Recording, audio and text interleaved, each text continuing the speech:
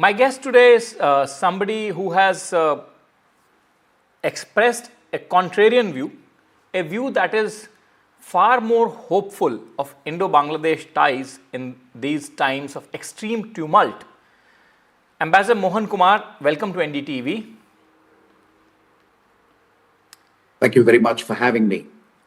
And what struck me, Ambassador Kumar, when I was reading your piece, was that while everyone else is on the other side of the tangent and talking about how it has a potential negative impact on India's approach, India's ties with Bangladesh, India's overall standing in the neighborhood and in particular in Bangladesh, you say that India does have an opportunity based on deep people-to-people connect between India and Bangladesh. Why do you say so, Ambassador Kumar?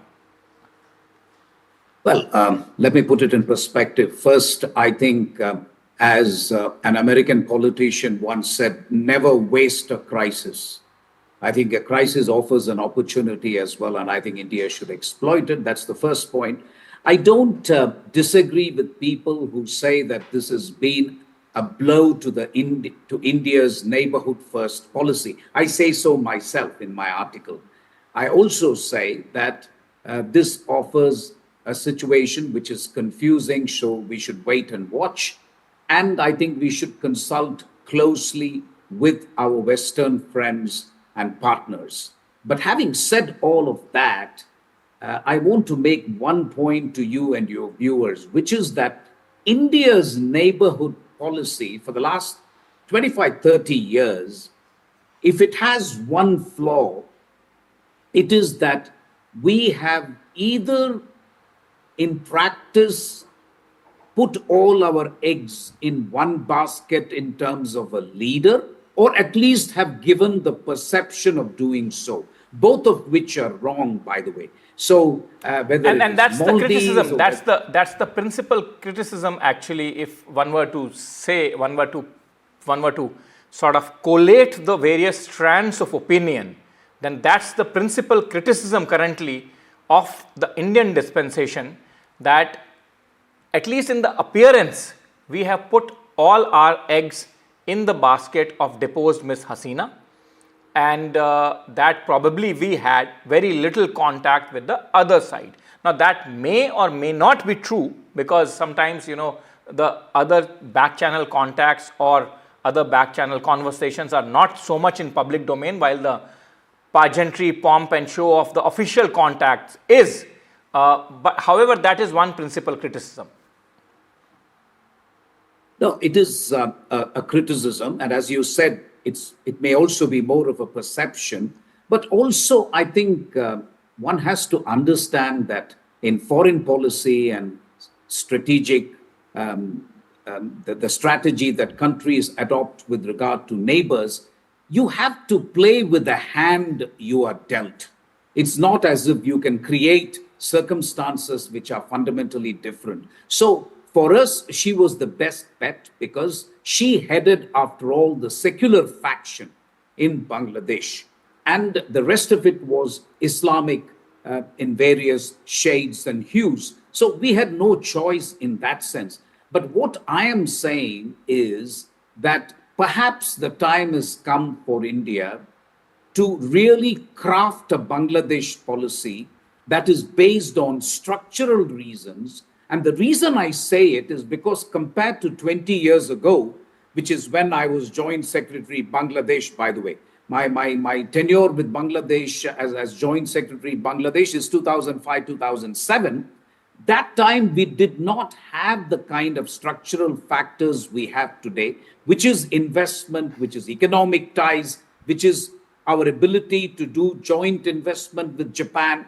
We now have enough structural factors which can actually provide a ballast to the Indo-Bangladesh relationship, rather than just saying, listen, Sheikh Hasina is our person and whatever we do will really be to promote her and to buttress her. But Dr. Kumar, I noticed that strand of argument that you make, and that's why that article stood out in so many ways. But my point is that we have seen in the past, and you have as a diplomat probably seen it from closer quarters, that when the regimes change, people to people contact, investments, and any other kind of social structural flows are the first casualty. No, that you are right in normal circumstances, but with Bangladesh, I would stick my neck out and say that it is almost impossible because, as a Bangladeshi once told me quite dramatically, he says, when we get up in the morning, the toothpaste we use is from India, the toothbrush we use is from India. And he went on to say the kind of things they use, which is from India. And then he said, even the mattress on which we lie down and sleep and go to sleep is actually made in India. So I think there are now such close economic and investment ties, and many of the investment ties that we have with Bangladesh, I dare say, are irreversible. For example, take the example of power. I think Bangladesh will need power from India, no matter what. They're not going to get power from China or from Singapore. So if they need power, and if they need power to drive their industry, even if you have a neutral caretaker government, those links are going to remain. So my article was actually a plea that this crisis may actually provide a golden opportunity for India to shift the neighborhood policy and especially craft a Bangladesh policy based not on personalities, but on structural factors. I don't disagree with those who say there is a crisis in Bangladesh. I don't disagree with those who say it's a challenge. I don't disagree with those who say this policy that I'm suggesting is actually difficult to put in practice because we need to really also be unburdened from the past, as it were. So these will take time. But my article was essentially a plea that we don't look back and keep crying over spilled milk, but move forward and try and see if we can craft a neighborhood policy. And by the way, this prescription, I believe, is not just for Bangladesh. Every other neighboring country, whether it is Nepal, Sri Lanka, or Bhutan, or whichever country, we need to really now craft neighborhood policies on the basis of structural factors and not personalities. That was really the central message in my article. Yes, and that's why, as I said in the past as well, that it stood out. It had a positive ray of hope in the entire crisis as well. Another question that I wish to ask you, Doctor, is that you have also dealt in parts with the Paris Peace Forum. Now, in the Paris Peace Forum, obviously, the attempt is to negotiate peace. Attempt is to bring peace to a troubled region, so to say. Bangladesh today, unfortunately, is in the throes of a tumult, is in the throes of a crisis. What do you think, based on your experience in that Paris Peace Forum? Currently, almost all the players, be it Begum Khalida Zia, be it Sheikh Hasina hasn't spoken, but the feelers from that side, or even for that matter, Mr. Yunus and the student leaders as well, currently are making all the right noises. Currently are saying that, peace is, coexistence is the way forward, peace is the way for progress and not disturbance. But do you think that it is easier said than done? And you have also written, and many other observers have also observed, that Bangladesh is not an easy country to govern. No, it's not.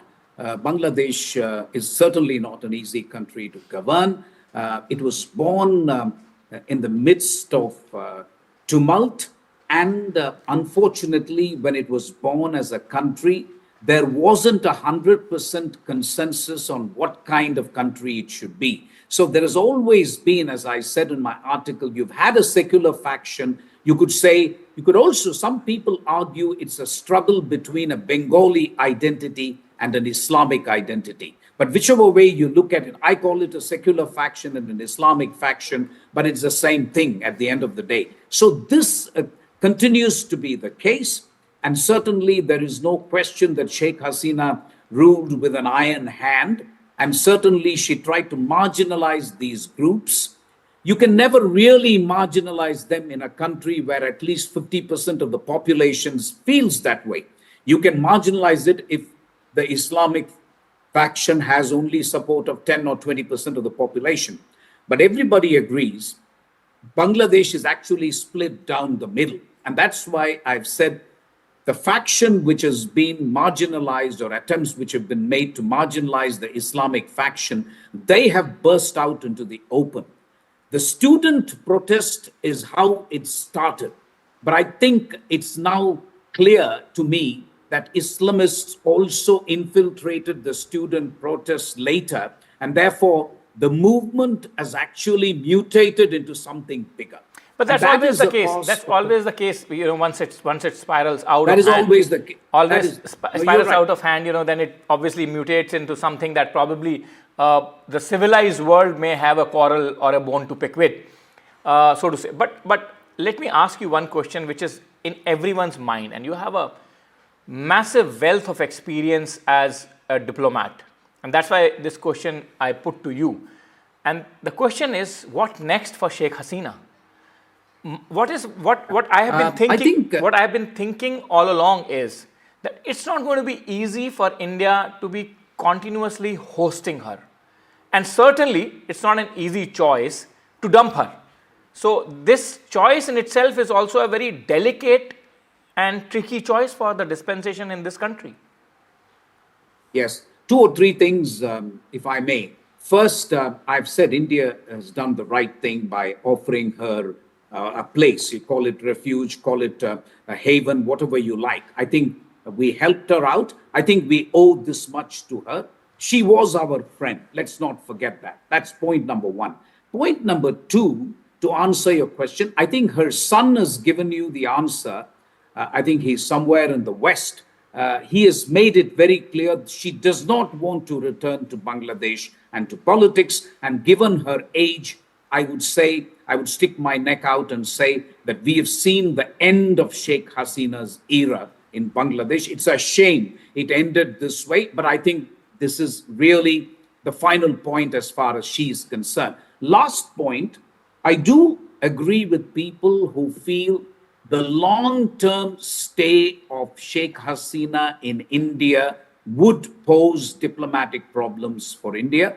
My sense is she is acutely conscious of it, and therefore India, I believe, behind the scenes must be in talks with friendly countries. And when I say friendly countries, UK now seems to be ruled out because UK has said that it would be difficult for them to offer her asylum. But therefore, we must be talking to countries. A couple of countries come to mind. UAE is one such country. Saudi Arabia is another country. There could be other small European countries which could host her.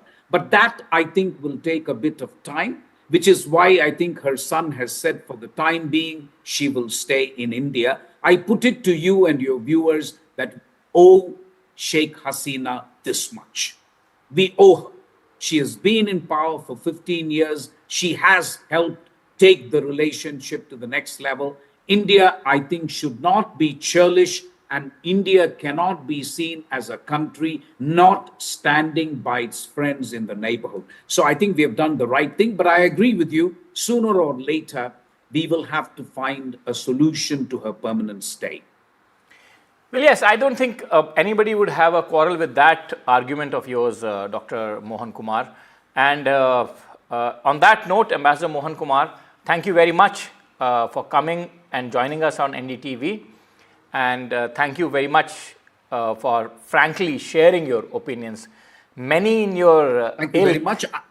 Many in your ilk are not that frank. Thank you very much. If you allow me, if you allow me just 1 minute maybe of concluding remarks. Kindly go ahead. I would merely say that India should wait and watch, not do anything in a hurry. We should not be averse to contacting any group in Bangladesh, including the caretaker government, the other political parties, the civil society, because India and Bangladesh go back. Yes, Sheikh Hasina was our friend, but that should not preclude India from contacting any party in Bangladesh and playing a wait and watch diplomatic game. Thank you. And yes, that's what the real sense of the term diplomacy would also mean, that you do not preclude or exclude any group from your consideration. And as I said, thank you very much, Dr. Kumar, Ambassador Kumar, for joining us. As I was saying, that many in your ilk are not that frank and forthright. Thank you for sharing your views with NDTV and very important views on a subject that is bothering a large section of polity and people on both sides of the border at this point in time. Thank you very much. Thank you very much for having me.